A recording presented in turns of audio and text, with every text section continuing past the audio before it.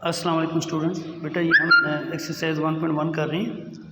इसमें ये question number 2 का थर्ड पार्ट है f of x equal to sine x, और हमने इसकी वैल्यू फाइंड करनी है f of A plus H minus f of a over h. तो फर्स्ट ऑफ ऑल हम एक्स की जगह रिप्लेस कर देंगे ए को, तो वो बन जाएगा F of A is equal to sine A. ये फंक्शन में हमने एक्स की वैल्यू को रिप्लेस करना होता है। इस तरह F of A plus H आ जाएगा। अब एक्स की जगह जहाँ कहीं एक्स होगा वहाँ पे हम लिखेंगे ए प्लस एच, वो आ जाएगा F of A plus h is equal to sine A plus h. अब हमने फाइंड करना है f of A plus H minus f of a over h, तो उसके मुताबिक हम इसमें पुट कर देंगे f of A plus H minus f of a over h is equal to sine A plus H minus sine a over h. तो यहाँ पर हम फार्मूला फर्स्ट ये वाला लगाएंगे, वो आ जाएगा 2 cos A plus H plus A over 2 sine A plus H minus A over 2। वो जो आपने पढ़ा हुआ है ना sine P minus sine Q वाला, वो आ जाएगा 2 cos P plus Q over 2 और sine P minus Q over 2। वो वाला फॉर्मूला मैंने इसमें अप्लाई किया है। इसके बाद ये नेक्स्ट टाइम ये ऐड हो जाएगा 2a प्लस एच ओवर 2 और साइन ए कैंसिल होकर साइन एच ओवर 2 आ जाएगा, और फिर 2 से हम डिवाइड करेंगे, हमारे पास आंसर आ जाएगा। इस तरह इसके हम सेकंड पार्ट में करेंगे। एफ एक्स उसने दिया हुआ है, पहले एफ ऑफ ए पुट करें, फिर एफ ए प्लस एच करें, इनके एक्स की जगह आप ए प्लस एच पुट कर देंगे। तो इसको आप सिम्प्लीफाई करें जितना हो सकता है।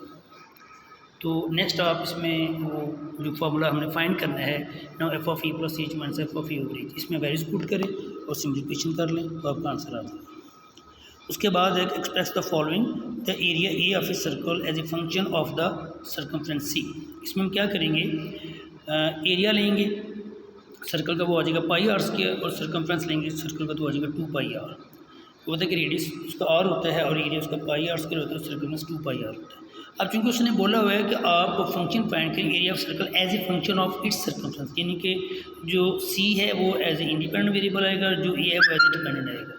हमेशा याद रखें कि जो एज ए इंडिपेंडेंट वेरिएबल होता है वो वाली अपनी क्यों लेनी, जैसे यहाँ पे सी 2 पाई आर, इसमें से आप आर की वैल्यू निकालेंगे, आर की वैल्यू आपके पास आ जाएगी सी ओवर 2 पाई। अब इसको आप पुट कर देंगे इक्वेशन नंबर 1।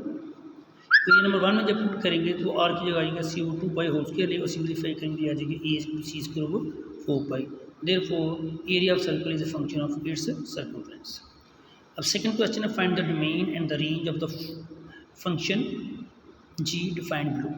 अब डोमेन और रेंज बेटा जो आपने फर्स्ट ईयर और 9th में पढ़ा है उसमें तो ये होता है ना कि जो आपका फंक्शन होता है उसके पहले सेट ऑर्डर पेयर के जो मेंबर होते हैं उसके सेट को हम डोमेन कहते हैं, और जो दूसरे मेंबर्स को हम रेंज कहते हैं।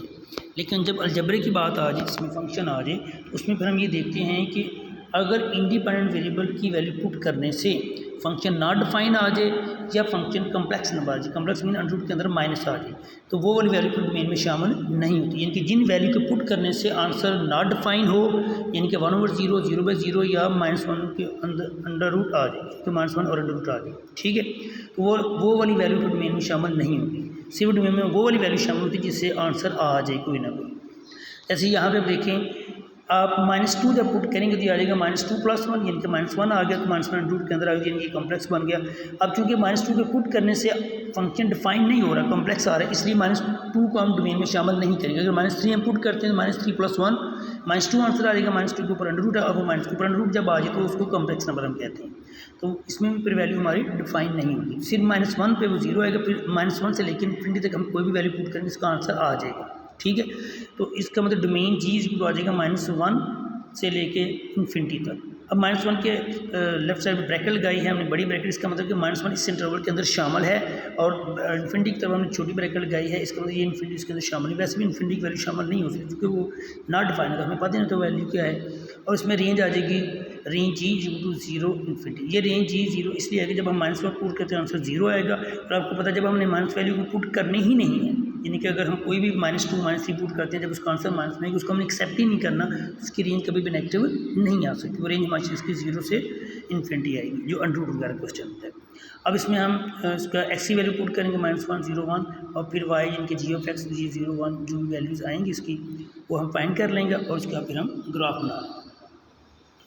तो -1 जो कि शामिल से हम 1 से ग्राफ ड्रा करेंगे। अब इसके बाद आ जाता है जी ऑफ एक्स मॉडल्स x -3।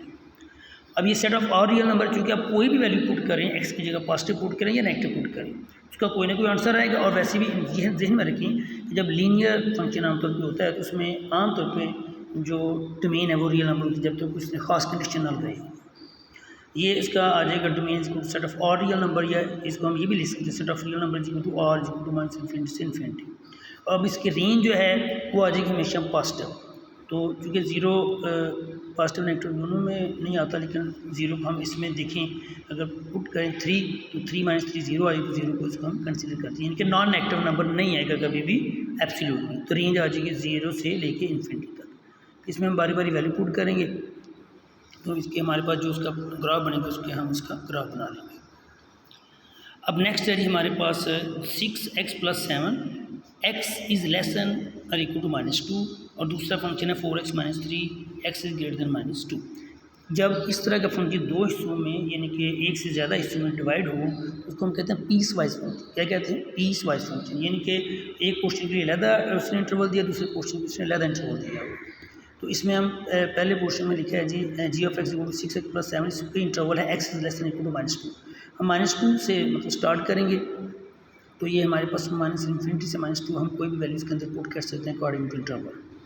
फिर दूसरा इंटरवल है x ग्रेटर दैन -2। अब यहाँ पे हम -2 तो नहीं पुट कर सकते, -2 से बड़ी वैल्यू हम पुट कर सकते हैं, तो वो हम पुट करेंगे। हमारे पास इसकी डोमेन बन माइनस इन्फिनिटी से -2 और यूनियन -2 से प्लस इन्फिनिटी। तो ओवरऑल हमारे पास जो डोमेन है वो माइनस इन्फिनिटी से प्लस इन्फिनिटी आ जाएगी। इसी तरह जब हमें रेंज निकालनी है तो हम क्योंकि पहले वाले इंटरवल में -2 इक्वल है ना, इक्वल हम पुट करके देखते हैं। -2 जब हम पुट करेंगे तो आ जाएगा -5, इसका मतलब -5 हमारे पास वैल्यू आएगी, उसके बाद माइनस इन्फिनिटी तक चलती है। क्योंकि जब -3 पुट करते हैं तो 6 × -3 -18 हो जाएगा, +7 × -11, इसी तरह ये माइनस इन्फिनिटी तक वैल्यू चलती जाएगी। कि माइनस इन्फिनिटी से -5 आ गया। अब दूसरे फंक्शन में -2 की वैल्यू हम पुट तो नहीं कर सकते, उसने लिखा हुआ है x ग्रेटर दैन -2, लेकिन हम टाइम बीइंग वक्ती तौर पे अगर -2 पुट करते हैं तो उसका आंसर हमारे पास आ जाएगा -11। अब -11 शामिल नहीं होगा, क्योंकि जब -2 ही इस इंटरवल के अंदर शामिल नहीं है तो -11 भी इस इंटरवल के अंदर शामिल नहीं होगा रेंज वाले में। इसलिए अब देखें कि इसमें हमने छोटी ब्रैकेट लगाई है प्रिंसेस, यानी प्रिंसेस का मतलब होता है कि वाली इंटरवल में शामिल वैल्यू नहीं होगी -11 वाली। तो लेकिन यहाँ पर अगर देखें कि एक चीज़ माइनस इन्फिनिटी से -5 तक जा रही है, दूसरी वैल्यू -11 से स्टार्ट हो रही है, यानी कि -10 से सपोज कर लें, तो वो डेफिनेटली भी दोनों यूनियन में शामिल हो जाएंगे। इसकी रेंज फिर माइनस इन्फिनिटी से इन्फिनिटी आ जाएगी। तो यहाँ पे इसका हम ग्राफ बनाएंगे, उसके बाद इसका डायग्राम बना देंगे। यहाँ पे जो डायग्राम है ये पहले वाले डायग्राम में -2 शामिल है, इसलिए हमने वो उसको मतलब डॉट किया हुआ है, और दूसरे वाले इंटरवल में जो उसकी जिसकी पॉजिटिव स्लोप वाली उसमें हमने होल बनाया जो -2 शामिल उसके अंदर नहीं है। तो ये ज़हन में रखिएगा, जिसको हमने पॉइंट को शामिल करना तो उसको हाईलाइट कर लेते हैं, जिस पॉइंट को हमने शामिल नहीं करना उसको हम होल में रखते हैं, और एम्प्टी रहते उसको हाईलाइट नहीं करते। अब ये नेक्स्ट है जी g(x) = x² + 3x + 2 / x + 1। अब ये देखिए इसमें अगर हम -1 पुट करते हैं तो ये फंक्शन डिफाइन नहीं होगा, साथ उसने बताया हुआ भी वैसे कि -1 इसमें आपने पुट नहीं करना, लेकिन अगर वो ना भी देता लिमिट फिर भी हमने -1 पुट नहीं करना था, क्योंकि जब हम -1 पुट करेंगे -1 + 1 पुट करने से आंसर आ जाएगा 0 नीचे डिनोमिनेटर में। जब डिनोमिनेटर में 0 है वो नॉट डिफाइन होता है, तो इसलिए हम इसको पुट नहीं करेंगे। तो अब इसकी रेंज निकालने के पहले इसकी हम सिम्प्लीफिकेशन करेंगे, इसके फैक्टर बना लेंगे। फैक्टर बनाने के बाद वो x + 1 कैंसिल हो जाएगा, तो x + 2 बचा। अब -1 हमने पुट तो नहीं करना, लेकिन अब देखिए जब हमने -2 पुट नहीं करना तो डोमेन में तो शामिल नहीं होगा, लेकिन अब हमने ये देखना अगर वो वैल्यू पुट करें तो उसकी रेंज क्या आएगी। चूँकि रेंज में तो हमने देखना है जो वैल्यू -2 हम पुट नहीं करें तो उसकी रेंज का भी आंसर नहीं आना चाहिए। तो इसलिए डोमेन इसकी आ जाएगी R-1 का सेट जो है, और रेंज आ जाएगी R-1। ये जो 1 निकाली आपके सामने एक्सप्लेन किया, ये एक्सप्लेनेशन जो है वो एग्जाम में ना भी लिखी तो कोई मसला नहीं, लिख लें तो अच्छी बात है, ना लिखी तो भी कोई प्रॉब्लम नहीं है। हमें सिर्फ इसमें डिमांड है डोमेन और रेंज की और साथ उसके ग्राफ की। तो बेटा जो डोमेन के हिसाब से हम वैल्यू पुट कर लेंगे इसमें, और रेंज की आंसर आ जाएगी, फिर इसको हम ग्राफ बना लेंगे। जैसे इसका 7th पार्ट में है x² - 16/x - 4, इसका फिर वही बात है, साथ उसने लिखा हुआ कि x ≠ = 4। अगर वो ना भी लिखे तब भी हम x - 4 को = 0 पुट करके x = 4 वैल्यू निकाल लेते होते हैं, जिसको हमने नहीं पुट करना होता। ठीक है, तो अब ये देखें अगर इसको हम पुट करते हैं 4 को वैसे समझने के लिए, तो आ जाएगा 4 - 4, नीचे 0 हो जाएगा, ऊपर आ जाएगा 16 - 16 0, इनके 0/0। तो नॉट डिफाइन हुआ ना, यानी कि जिस वैल्यू पे किसी फंक्शन की वैल्यू नॉट डिफाइन आ जाए उस वैल्यू को हम डोमेन में शामिल नहीं करेंगे। और यहाँ पे वैसे उसने बताया हुआ कि x को अपने डोमेन में शामिल करनी नहीं, कि x के = 4 होती है फंक्शन, उसके लिए वैलिड है ही नहीं। तो अब इसके रेंज निकालने के पहले हम इसकी सिम्प्लीफिकेशन करेंगे। सिम्प्लीफिकेशन करने के बाद जिस वैल्यू को हमने नहीं ना पुट करना होता उसी को वक्ती तौर पे पुट करना होता था कि वो वैल्यू आ जाए जिसको हमने रेंज में शामिल नहीं करना। ठीक है, तो वो हमने सिम्प्लिफिकेशन की, वो वाली वैल्यू शामिल पुट की जो हमने डोमेन में शामिल नहीं करनी थी, उससे आंसर आ गया 8। अब ये हमें पता चल गया कि डोमेन में हमने 4 को शामिल नहीं करना और रेंज में हमने 8 को शामिल नहीं करना। तो ये हमारे पास आ जाएगा डोमेन G=R-4 और रेंज G=R-8, तो साथ इसका ग्राफ आ जाएगा। तो यहाँ पर बेटा आज का हमारा ये लेक्चर ख़त्म होता है। तो ओके, अल्लाह हाफ़िज़।